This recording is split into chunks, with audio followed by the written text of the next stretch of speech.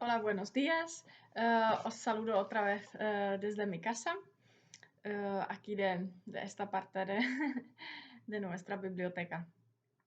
Em, Bien, hoy vamos a dedicar la clase a repasar un poco los cuentos de Gabriel Casacha y Josefina Pla y luego vamos a hablar sobre Juan José Arreola.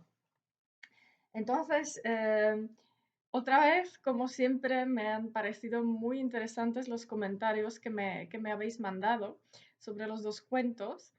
Realmente a veces me dais algunas ideas que a mí no se me habían ocurrido nunca, ¿no? Y eso es muy interesante. Entonces, por ejemplo, creo que fue Lidia la que comentaba que leyó el cuento de Gabriel Casacha, que lo leyó como una especie de crítica a la iglesia. Eh, ¿No? Todo ese, ¿verdad? Todo ese mundo del cura, ¿no? Y que se va con el copón y luego lo matan por el copón. ¿No? Que lo leyó como un cuento crítico, ¿no? Hacia la iglesia. Y es interesante, es una interpretación posible.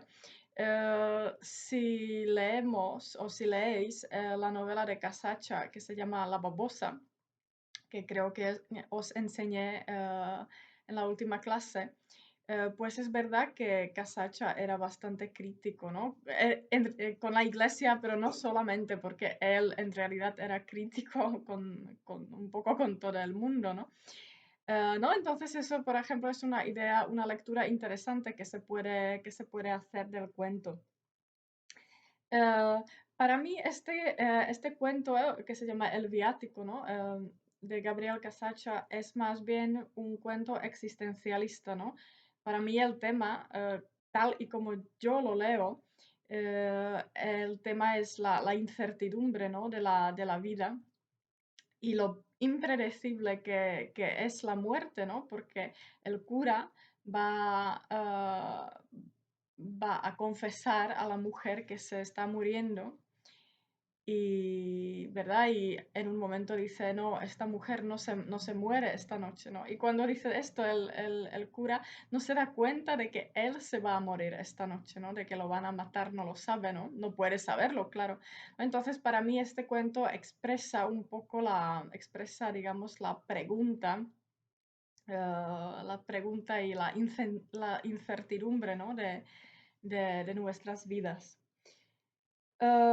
También alguien decía, no me acuerdo quién, quizás si era Victoria o Yarina, ahora no me acuerdo, pero alguien decía que el cuento se puede leer como, por lo menos una parte, como cuento costumbrista. Y es cierto porque por lo menos el principio del cuento es una descripción casi costumbrista del pueblo y de la gente del pueblo, cómo hablan y cómo están en la iglesia.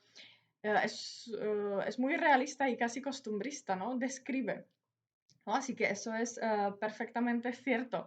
Luego creo que Staña, me parece que decía que el cuento se puede leer como un cuento de terror, ¿no? Y eso también es cierto, porque muchos de vosotros habéis visto muy bien que en la descripción de la noche y de la selva, ¿no? Hay como elementos de terror y de misterio. ¿No? Entonces también es cierto eso, ¿no? Sí que es curioso, eh, ¿no? Que es un cuento muy corto y así muy simple, pero habéis visto en él cada uno cosas diferentes, ¿no? Y eso es algo fascinante, ¿no? En una lectura, digamos, tan corta y tan simple, habéis encontrado un montón de cosas diferentes. Em, no, y el elemento fantástico al que yo me refería es la voz que se escucha al final, ¿no? Esa voz que se escucha en el bosque y que no se explica a quién le pertenece, ¿no? Entonces, ese final es bastante sorprendente y es curioso que el autor incluya un elemento así, ¿no? Que misterioso en un cuento que al principio parece costumbrista, ¿no? Así que es una mezcla interesante.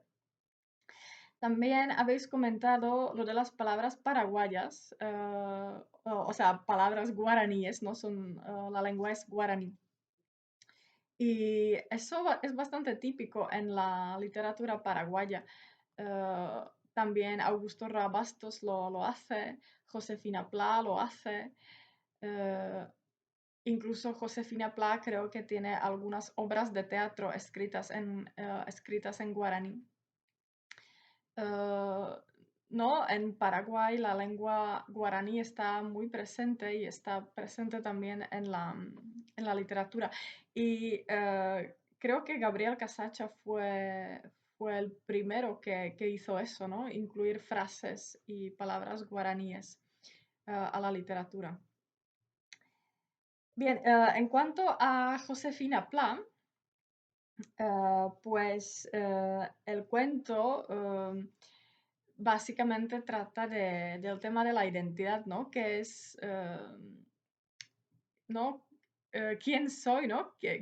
Cómo se construye la identidad de una persona, ¿no? Y claro, era una pregunta que la misma Josefina Pla se hacía, porque claro, su vida cambió completamente en el momento en que decidió mudarse a Paraguay. Entonces, ¿verdad? La pregunta es, ¿quién soy? ¿No? ¿Quién soy? ¿Y cómo he llegado a ser quien soy? ¿No? Y, ¿no? O sea, cómo me han influido las experiencias en la vida para formar mi personalidad, para formar mi identidad, ¿no?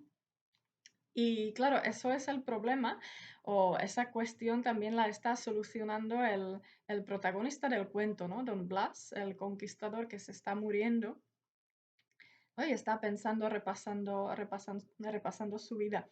Aquí Josefina Pla, ella misma decía que en ese sentido el personaje tiene un toque autobiográfico porque ella también solucionaba ese problema. Y ella a veces de sí misma decía que ella cruzó el océano Atlántico, decía, lo crucé igual que Cristóbal Colón, como si yo fuera un pequeño Cristóbal Colón femenino con falda, cruzando el océano y mudándome al otro lado del océano, ¿no? ¿No? Entonces ella estaba muy consciente eh, de esa circunstancia que cambió su vida y su personalidad. ¿No? Entonces es el tema que está muy presente en este cuento, ¿no? Eh, es curioso, el protagonista de este cuento es un hombre. eh, las protagonistas de los cuentos de Josefina Pla son casi siempre mujeres, ¿no? Este cuento es un poco excepcional. Pero es cierto que en este cuento las mujeres están muy presentes y son muy importantes, ¿no? Tenemos aquí a Úrsula, la india, la mujer indígena, y a Isabel, ¿no? La esposa de Don Blas, ¿no? Que se quedó en Castilla.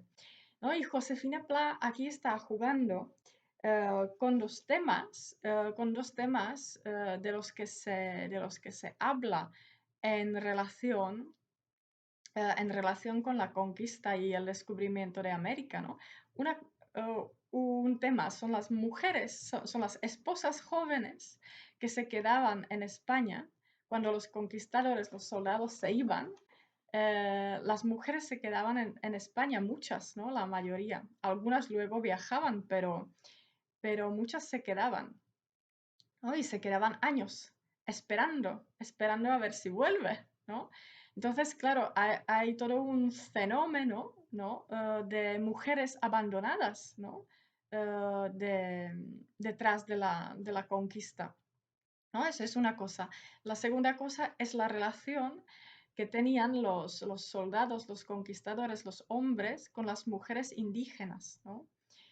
Eh, claro, una relación más que problemática, ¿no? Muy violenta muchas veces, ¿no? Desde las violaciones hasta, ¿no?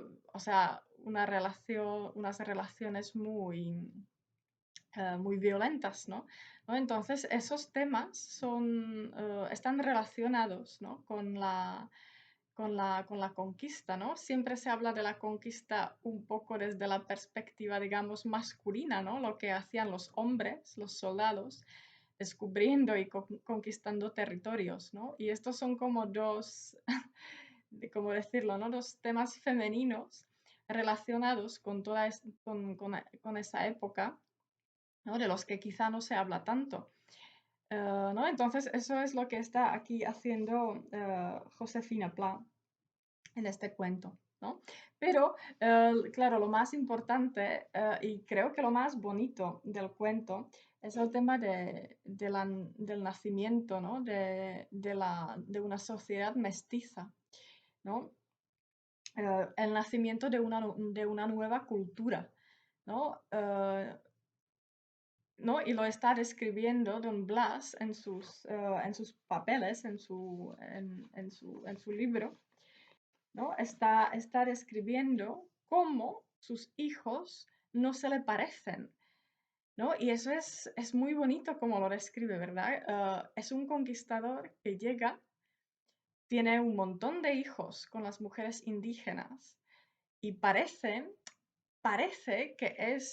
que él es la persona que tiene el poder, ¿no? Que llega allí, conquista la tierra, tiene la tierra, eh, tiene esclavos, tiene, ¿no? gente trabajando para él. Entonces parece que él es la persona que tiene el poder y sin embargo, él mismo ve cómo se le escapa de las manos, cómo se le escapa de las manos, porque los hijos no se le parecen y él no los entiende, no los entiende y no los va a entender nunca, porque son muy diferentes de él, ¿no? Entonces se le escapa de la mano, la realidad se le escapa, ¿no? En realidad no es él quien tiene el poder, es un poco ilusión, ¿no?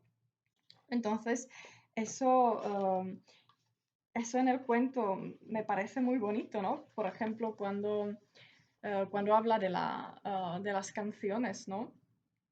Dice en la página 94, tú les enseñaste a tocar tu guitarra clara, ¿no? Un instrumento europeo, tan distinta de sus raros instrumentos de ahogado gemir, y ellos aprendieron pronto.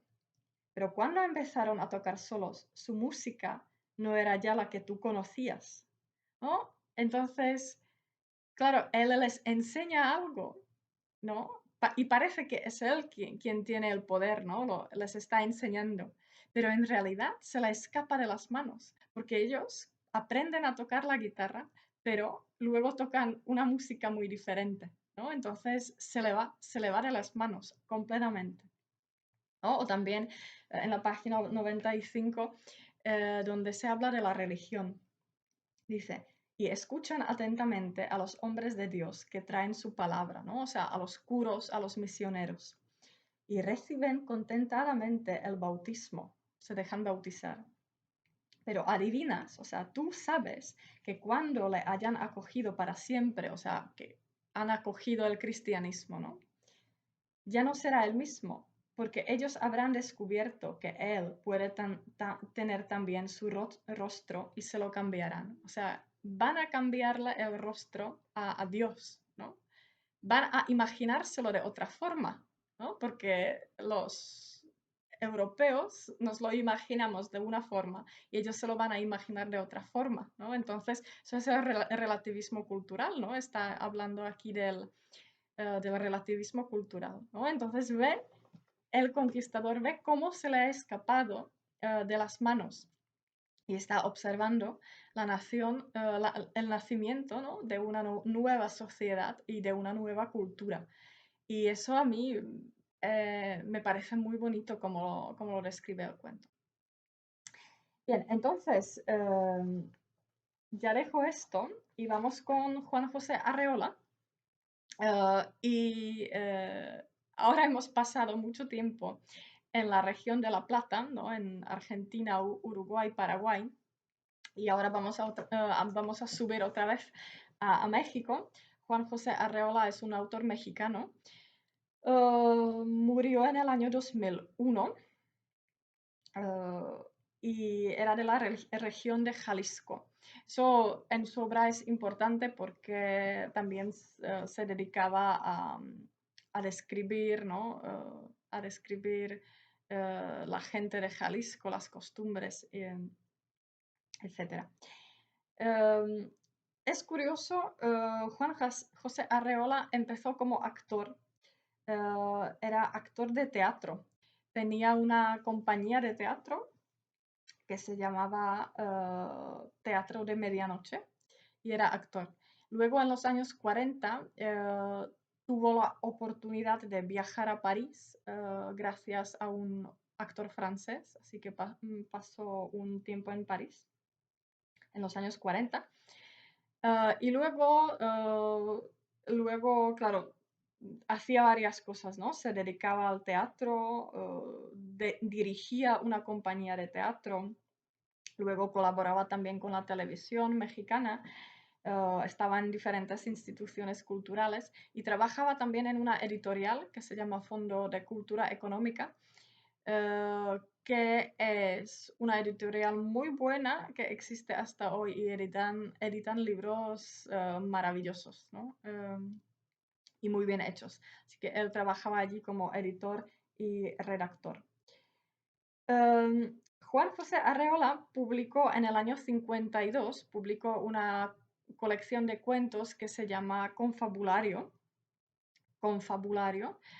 eh, y se hizo famoso.